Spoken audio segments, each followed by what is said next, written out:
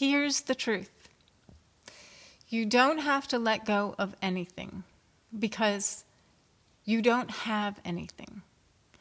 When we're going through an awakening, we're being reborn again and again. We have to keep going down that birth canal. Birth control. We have to keep going down that birth canal, which is like a dark tunnel, and we don't think we know what's on the other end. But we have to go through naked, and we have to be willing to give up everything. But the truth is we don't have anything because nothing belongs to us. And in fact, feeling as if we have accumulated something or we have something to hold on to is one of the things that causes us so much pain. The truth is that we create a meeting place for intimacy and manifestation and the fulfillment of our desires and the gifts and justice. They all happen in this plaza that we create so that there's a meeting place. There's a meeting place. And so I was beginning to realize that it's important to emphasize that you are the meeting place. You create the meeting place and you are the meeting place. And once you start recognizing yourself as the meeting place, everything that you think that you're holding on to just disappears. And so the piece of this that I was referring to in the last video of connecting to sensation, our earthly senses, right? Which stimulates our sixth sense because they're all interconnected. When we connect more fully to our five earthly senses, we pave the way to create that meeting place. And that meeting place is our access to the sixth sense. So anytime you are engaging with all of those senses and you forget yourself, this is what happens so much to us when we are out in nature, experiencing it directly, because our senses help us to have that direct experience. We forget ourselves and we have these magical moments. And so, for instance, you are taking what you think you are out of the picture. And what you think you are is made up of what you think you are, or how you see yourself, and how you think others see you. And then all of the things that are attached to that, right? That you're holding on to, that don't actually exist, because every time you are born and you die, you can't take anything with you. But our evolution spiritually is one death and rebirth and death and rebirth after another. And the reason this happens is because we start to accumulate. We become an accumulation. So we're one big accumulation ball, right? And that's why we need to go through the birth canal again. We need to go through it to strip away everything that's accumulated that isn't real and doesn't actually belong to us. So at that meeting point, we can have a direct divine connection with anything that we place our awareness on. And so just as an example, down at the beach, when I was by the ocean, with my senses greatly stimulated by the smell of the salt water and the ocean and the feeling of the sand beneath my feet and all of those things, Here's an example of how relationships get invited into that. So I turned to look at a seagull, and I had noticed being on the ocean that all the seagulls look very different. We think they're all the same, but they're so different. Their coloring is different. The way the pattern of their feathers is different. Just like, when you really look, when you really notice, when you really observe what's happening around you, you learn a lot about what's right there. And that's the whole idea, is when we are creating a rendezvous, everything that is attached to us, that is like a belief or an idea or an et cetera, a judgment, is not in the way. Like, we're clearing that out of the way so that we can observe and experience what is right there, including with people. So just as an example, I turned to look at this seagull, and I'm taking my heightened awareness, because I'm experiencing everything through my 5 senses.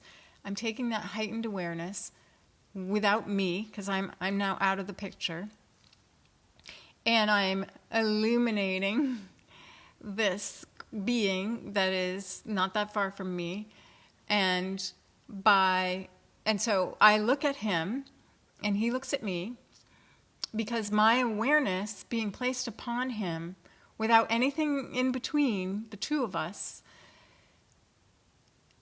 magnetizes him. He recognizes me because I'm not me, because I am the rendezvous. I am the meeting place. My awareness meeting his awareness is the reunion. And so he looks at me. He's obviously very aware that I'm there. He's experiencing me, experiencing him, and I'm experiencing him, experiencing me. That's the meeting place. That's the meeting. And so he becomes curious, because there's nothing in me that wants to get something from him or take something from him. I don't need to be recognized, because I'm not in the picture. I'm the sensing. And so he starts to come towards me because he's curious, and I stay where I am, and I keep the space open for him to meet me however he wants to meet me. I'm not requesting anything. I don't need anything. That's the rendezvous. And this applies to everything. Your desires, the desires that are in your heart, are already known. The manifestations that you want to call in are already known. We don't have to do any work. We only need to get out of the picture and enter what's already there, which is the plaza or space for a rendezvous to occur, or the rendezvous itself, the meeting, one to the other or one to the many. I can experience everything when I'm nothing. So another just real-world example of this magnetizing of the awareness of another through your own awareness was a little happening that I had at I went to a landscape place to get some flowers, and as I was walking to pay for the flowers, I stepped over a little dog that was sleeping, who I really wanted to say hi to because he or she was really cute, and but he was sleeping, and so I just stepped over him and I went and paid for my flowers, and then on the way back out, he's still there sleeping, and I'm like, cute little dog. I would really love to say hi to him, but I'm not going to wake him up to do that, so I step over him. I go to my car, I put my flowers in the back, I go to get in the passenger seat, and the dog appears. And I could feel the conversation between us was, hey, you said you wanted to say hi to me, so I thought I'd come over and say hi before you left. This is where everything happens, right? If I'm not in it, if I'm not trying to get something, if I don't have a need because I'm absent from the picture, if I am simply providing the venue, then everything can happen. My awareness can illuminate whatever's around me and invite it to engage with me or not. You know, I'm already engaged simply by being present, by observing, by experiencing. And the more I experience in that purity of attendance, you know, if you're taking attendance, I'm showing up. Then everything can come to me because I'm there to receive it. But I'm also just there.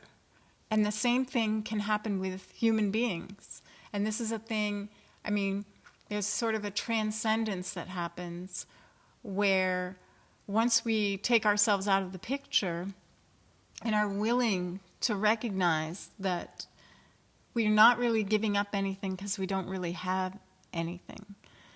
Because this is what we want. We want this intimacy with everything we encounter. And if we're dragging shit along with us, there's a barrier between us and everything. And so, yeah, we're going to lose things that we love along the way. But is it better to lose it when you're not really experiencing it and then it goes? Or is it better to lose it after you've had the fullest experience you can have of connecting with that thing, being with that thing or that person or that animal or that anything? So it paves the way for us to experience everything, including people and animals and nature, in a completely different way. I'm going to expound on this from different angles so that it can make more sense, although I do think it makes pretty good sense, doesn't it? Makes sense to me. So it's a tool. The hypnagogic state that I talk about in my book is like training wheels, but we want to be on the fly, able to connect in that way. And we do that through the stimulation of our earthly senses. And then we connect with our sixth sense, and a meeting occurs. If you have questions about this, please share them with me, because I would really like to make this clear in different ways so that it has value to anyone and everyone. More stories to share about the aspect of letting go of the getting, forgetting the getting. Whoops, I'm so sorry. Because that's a key aspect of what I'm talking about here. So, this is it. I'm already up to too much time. It's going to take forever to download this. I hope this was helpful. And thank you for listening and understanding to the best of your ability what we're working through and figuring out right now together.